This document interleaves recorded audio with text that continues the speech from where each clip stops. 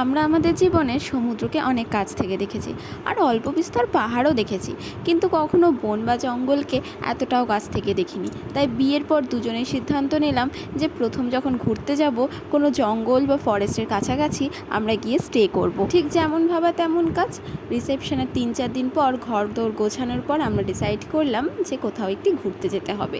আমাদের হাতে সময় খুব কম, যথারীতি আমাদের যেতে হবে খুব কাছাকাছি কোথাও। তাই আমরা বেছে নিয়েছিলাম জয়পুর ফরেস্ট।